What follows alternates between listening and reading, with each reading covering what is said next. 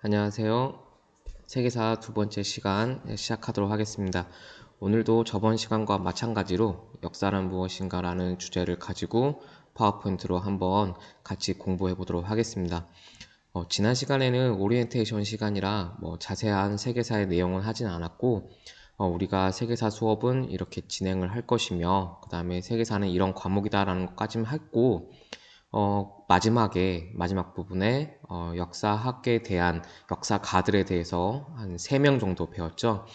서양의 헤로도토스, 그 다음에 중국의 사마천, 그 다음에 우리나라의 김부식과 같은 사람들을 배우면서 역사가들이란 이런 사람들이 있었다라는 정도로 하는데, 자, 오늘부터는 근대 사학사를 좀 더 역사 계보는 어떻게 되며 일반적으로 그 당시에 역사학이라는 게 전문적으로 있었지 않았기 때문에 우리가 일컫는 근대 시기에 역사는 어떻게 전문 학문이 되었으며 그에 영향을 미친 역사가들은 누가 있었는가에 대해서 오늘은 조금 공부를 해볼 건데요.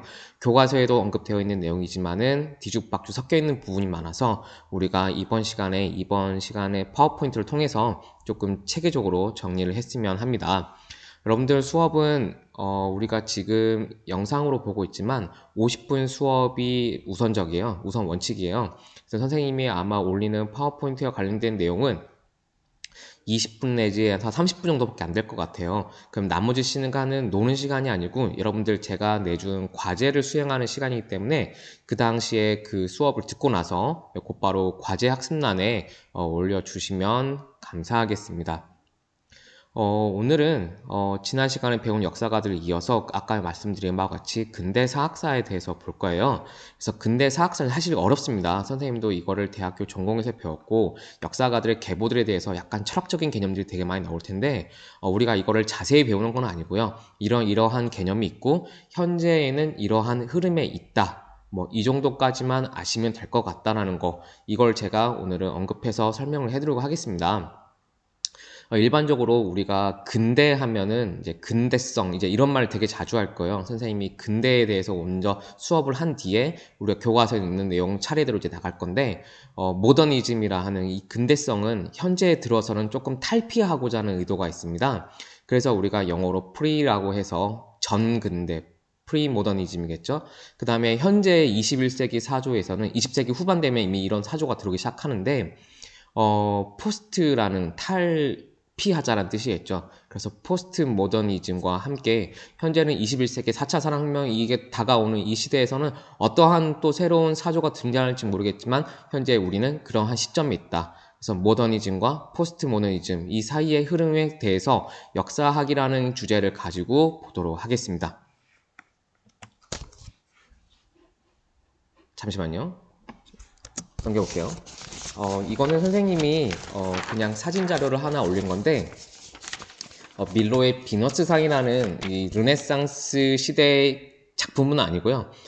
밀로스 섬에서 발견된 그리스 작품이에요. 그 밀로스라는 섬은 그리스에 있는 섬인데 이 섬은 이 당시에 그리스가 오스만 제국, 현재 터키겠죠. 오스만 제국의 땅이었기 때문에 그 오스만 제국이 여기에 대해서 특별한 관심을 갖기지는 않았고 프랑스 장교가 이 밀로스 섬에서 이 비너스상을 보고 나서 이게 특별한 작품이다라는 것을 생각을 하게 돼서 이걸 다시 프랑스 고국으로 가져오게 되죠. 이걸 돈 주고 사옵니다.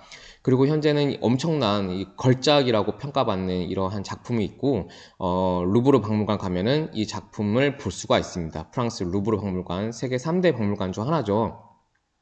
근데 이거를 왜 갑자기 이걸 보여주냐? 아까 선생님 말한 것 같이 근대에 대해서 우리가 배운다 했잖아요. 바로 모더니즘에 대해서 배울 텐데 사실 모더니즘의 그 시작점이라 할 수 있는 문화적인 사조 운동은 바로 르네상스입니다. 이 르네상스 자체가 그리스 시대로 돌아가자. 근데 아까 선생님 말씀드렸지만은 이 밀로의 비너스상이 그리스를 대표하는 작품이라고 했잖아요. 그래서 이러한 작품의 모습들을 봐서 중세의 신적인 이 우월보다는 이제 인간 중심적 사고로 바뀌게 된다. 이게 거의 시작점이 된 게 바로 이 르네상스라고 볼 수 있어요. 그래서 우리가 오늘 배우게 되고 이제 차차 알게 될 이 모더니즘의 시작점. 그래서 선생님이 여러분들께 이 르네상스와 함께 이 그리스 작품 하나를 보여드렸습니다. 그래서 우선 그 정도만 아시면 될 것 같고 좀 더 그 르네상스와 그 다음에 다양한 모더니즘에 대해서는 좀 더 구체적으로 나중에 배우도록 할게요. 오늘은 선생님과 함께 20세기에 들어와서 20세기 전부터 해서 이 역사학계, 그러니까 근대사학의 흐름을 배우도록 할 건데요.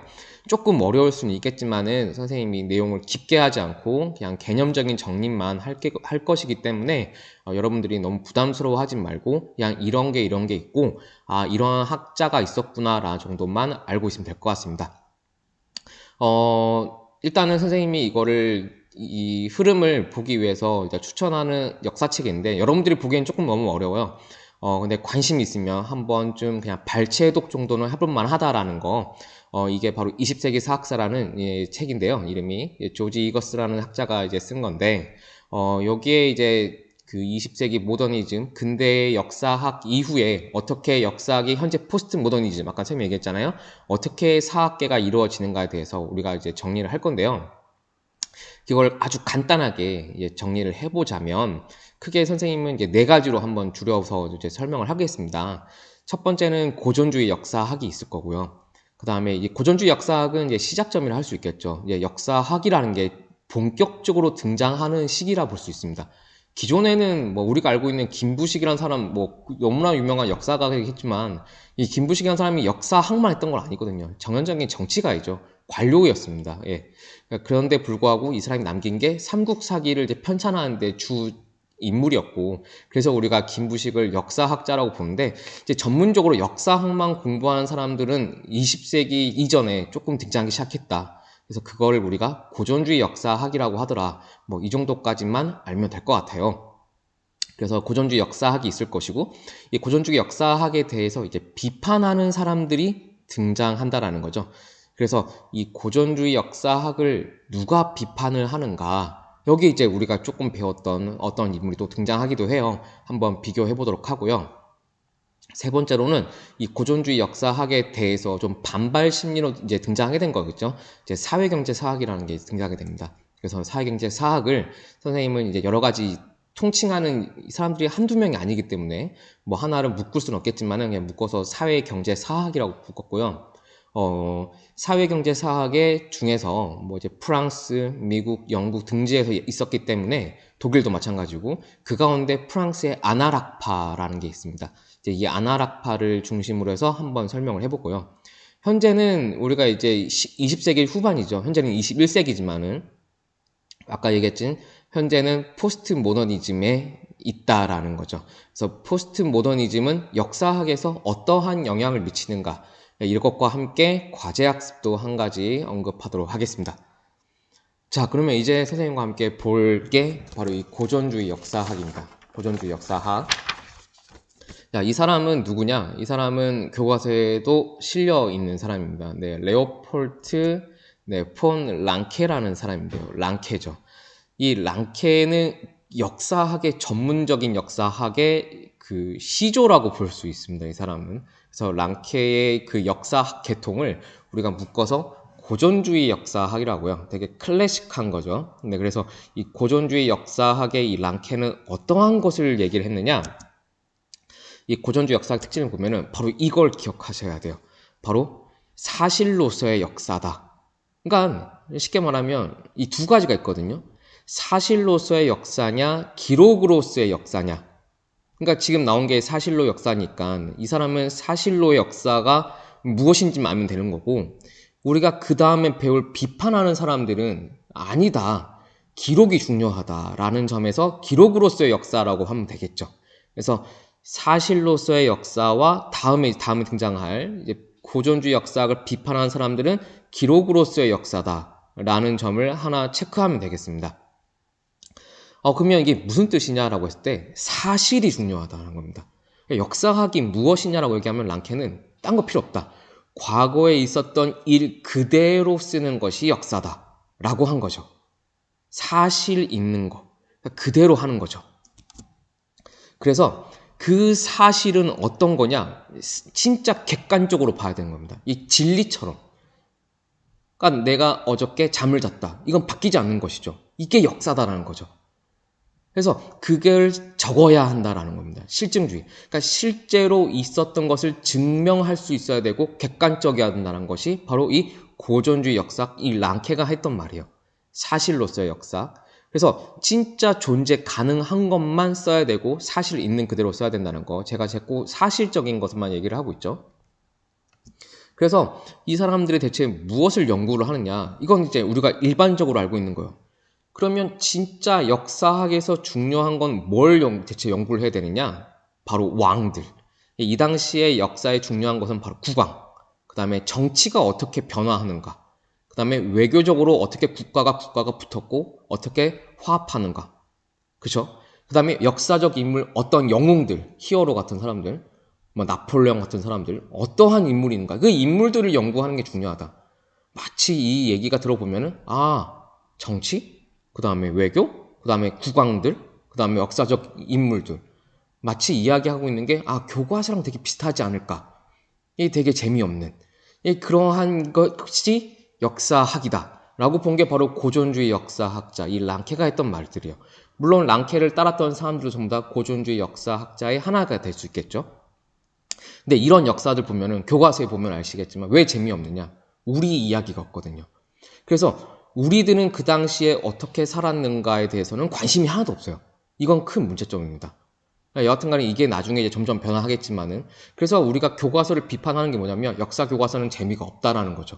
그러니까 어떻게 보면은 이게 마치 고전주의 역사학이 얘기하는 랑케, 진짜 있었던 것만을 교과서에 실른다. 이렇게 볼 수 있는 것이죠. 그래서 우리가 이거를 한번 고전주의 역사학 특징으로 기억할 필요가 있다. 그럼 생각을 해볼게요.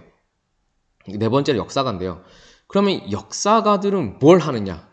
역사가들은 역할이 없어요. 그냥 쓰는 사람들이에요. 있었던 일, 사실이 있었던, 과거에 있었던, 실제로 일어난 대로 그냥 쓰는 사람이 역사가다. 이렇게 봤던 사람들이 랑케의 추종자이고 랑케가 했던 말들입니다. 그러니까 역사가들은 개입을 해서는 안 돼요. 과거에 어떤 일이 있었는지에 대해서. 그럼 어떤 사람들이냐? 역사가는 자신의 의견을 내서도 안 돼요. 주관적 해석도 해석 안 됩니다. 고전주의 역사에서 역사가의 본디해야 할 일은 그냥 객관적으로 써야 되고, 이게 진짜인지 아닌지만 비판을, 이걸 이제 엄정한 사료 비판이라고 하는데, 이게 사실인지 아닌지, 아까 제가 이번에 얘기했잖아요. 실증주의. 이게 진짜인지 아닌지를 검증하는 사람들이 역사가이다. 이제 이렇게 얘기를 하게 된 것이죠. 이렇게 우리가 네 가지 특징을 알아본 게 이 랑케에 대한 얘기입니다. 사실 랑케에 대해서는 더 할 말이 많은데, 아까 전에 선생님이 말한 바와 같이 자세히 하기는 하지 않지만 우리가 개념만 정리를 한다라는 점에서 우리가 랑케를 이 정도까지 정리할 수 있을 것 같아요. 그럼 여기에 대해서 아까 이미 얘기했지만 어떠한 비판이 날 것인가 대충 예상이 가지 않나요? 그럼 이제 예상을 했을 때 역사학에 대해서 비판을 하게 됩니다.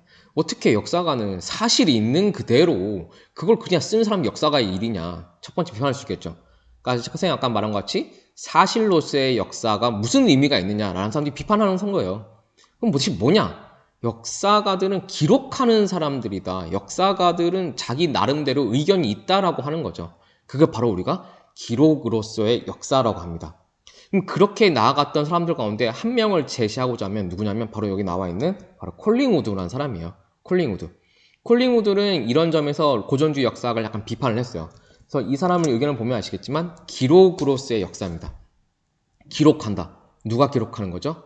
그렇죠. 사람이 하는 거죠. 사람이 기록할 때 자기 의견을 그걸 쓸 때 어떻게 쓰냐? 주관적으로 쓸 수밖에 없죠.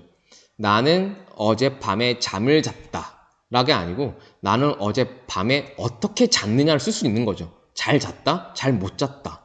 그러니까 이런 것을 판단하는 것도 사실 역사가가 하는 거 아니냐. 기록하는 사람이 중요한 거 아니냐. 그래서 기록은 되게 중요하고 그에 의해서 역사가들의 개입은 있을 수밖에 없다. 주관적 해석이 있을 수밖에 없다라는 거죠.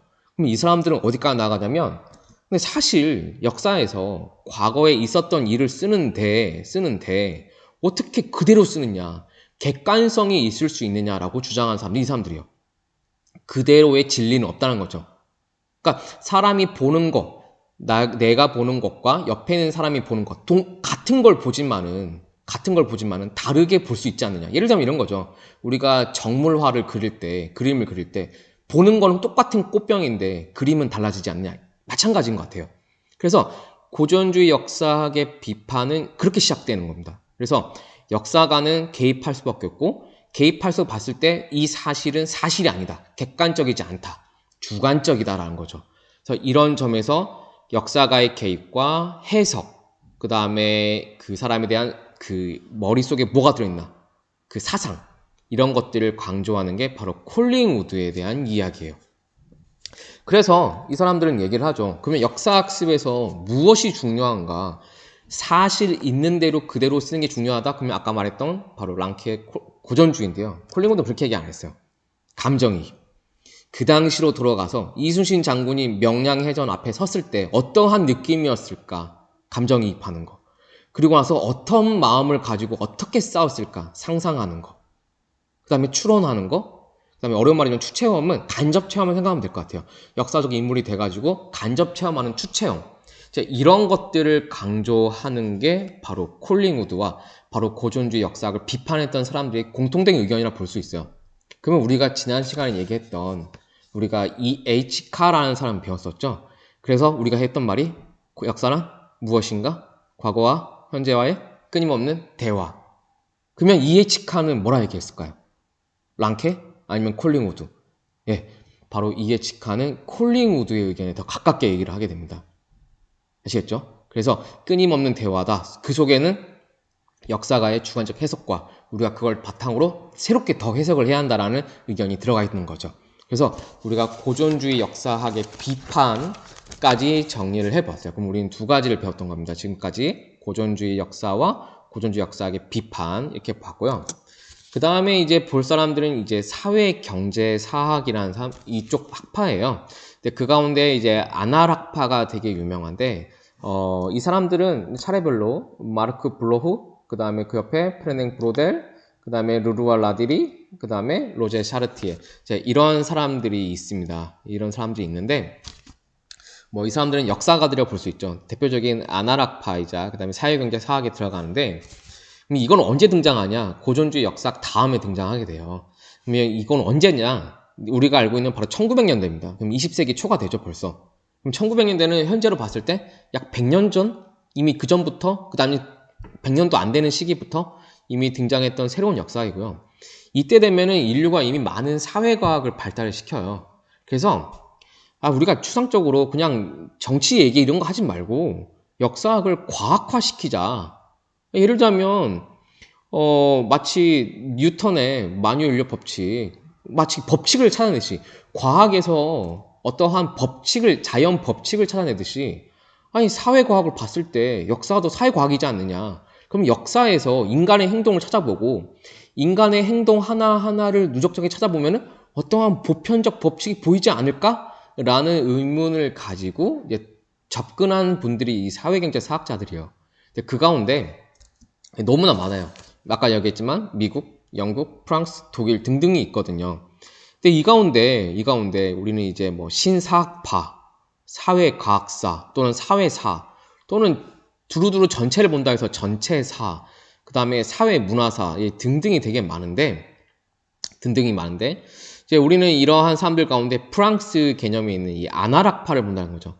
이 아날학파는 이 마르크 블로크, 맨 위에 있죠. 마르크 블로크라고도 하는데, 이 블로크와 페브르라는 이 두 사람이 잡지를 하나 만들어요. 사회과학지. 거기에 올라가 있는 이름이 바로 아날입니다. 아날. 그래서 이 사람들의 그 올랐던 그 잡지 이름을 따가지고 이제 사회과학 연보라고 하는데 그 아날의 이름을 따서 아날학파라고 불러요. 그래서 새로운 학파가 등장한 겁니다. 사회과학, 역사를 사회과학으로 해석하는구나. 새로운 게 등장했으니까 하나 이제 볼 필요가 있겠죠?